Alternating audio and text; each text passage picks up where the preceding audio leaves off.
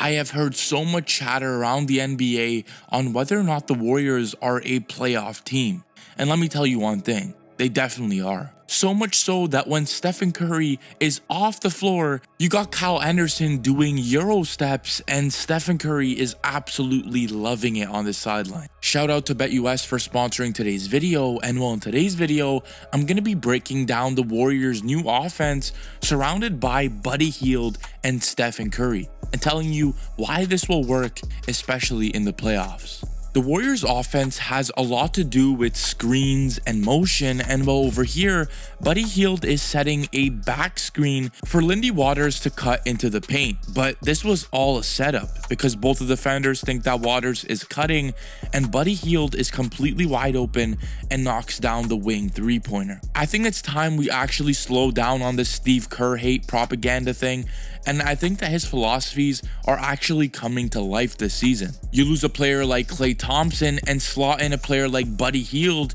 who is more efficient from the three and still acts like a Klay Thompson. But don't get me wrong, you could never replace Klay. Buddy Hield is also one of the better three-point shooters when it comes to running it down in transition over here, because he has the ability to hand it off to Podziemski here so that he could get Jalen Green on Podziemski and have him a wide open three-pointer, and he nails it. His IQ is absolutely insane when it comes to handoffs.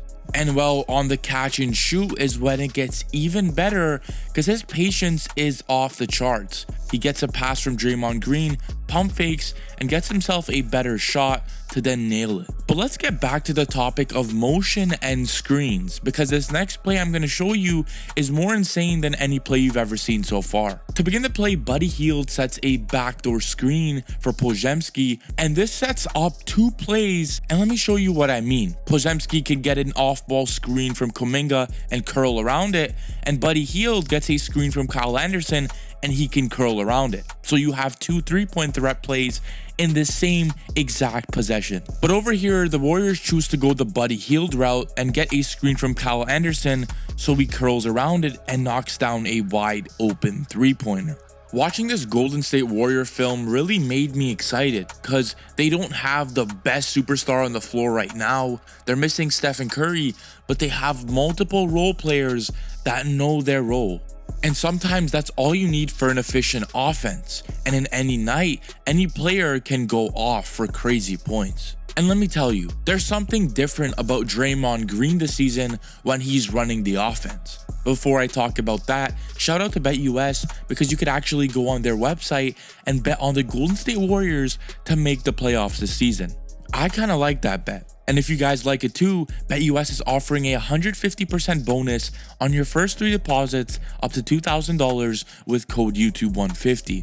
Now back to Draymond Green. We all know that Draymond Green has been quite hesitant when it comes to three-point shooting because he's admitted multiple times on multiple podcasts that he has lost his confidence in the three-point shot. And while Buddy Hield reassured him and had this to say. I tell him he belongs to this world, He's Warriors, they want to shoot threes, and I keep telling him he has a clip on him, he got to keep shooting. Let's be real. We all know what Draymond Green is capable of. But when he could actually not pass up threes like the one on this play and rather grab it back and shoot it with confidence, this is where his game is going to actually evolve for the squad. In every game now, he's been actually attempting these threes and he's getting his confidence back. One thing that's also very insane this season is Draymond Green's ability to play make and set screens, which he's always been good at.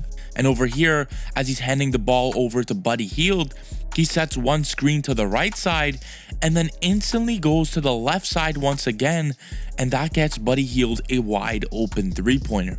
This is what makes Draymond special, the ability to change the angle of the screen from right to left to get Buddy Hield a wide open shot. Draymond is also one of the most elite players when it comes to pushing the pace, and over here as he grabs a rebound, he wastes absolutely no time and catapults the ball down the court like his name is Tom Brady and gets his team a wide open jam. I get it, Draymond Green is getting old, but one thing he will always have is the ability to set you screens, give you insane passes. And it's been so good that Buddy Hield has become one of the craziest players when it comes to three-point shooting in the entire NBA's history. Look at this graphic for example. It's the most three-point field goals made in the first 6 games of this season. In NBA history, Buddy Hield is among the names like Stephen Curry, CJ McCollum, and Kemba Walker with 27 threes in the first 6 games of the season.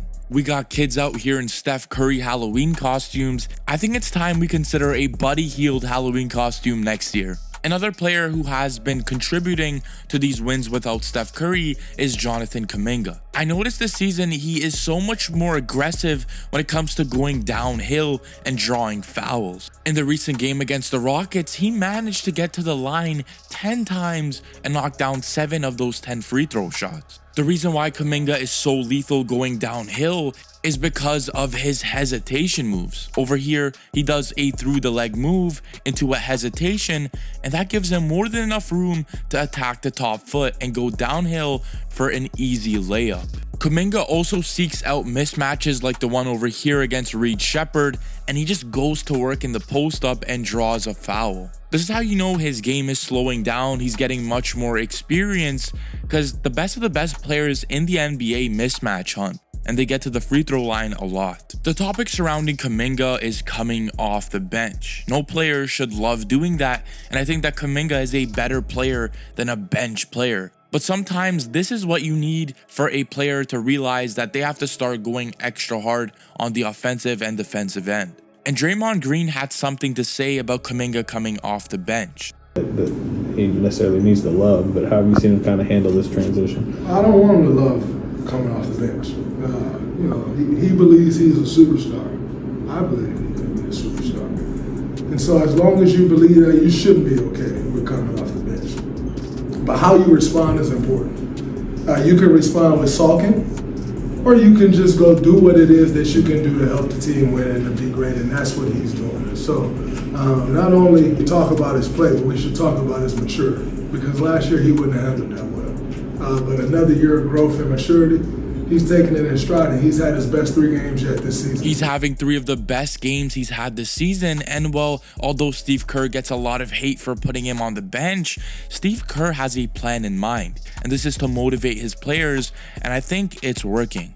This Warriors team is just going to continue to get better and better, and there's a lot of players that I still haven't talked about in today's video, so stay tuned for the next ones. But when Steph Curry comes back to this team with all the connectivity they have now, it's going to be so much more lethal. If you guys enjoyed today's video, make sure you hit that like and hit that subscribe. We're almost at 20k subs, and thank you to BetUS for sponsoring today's video.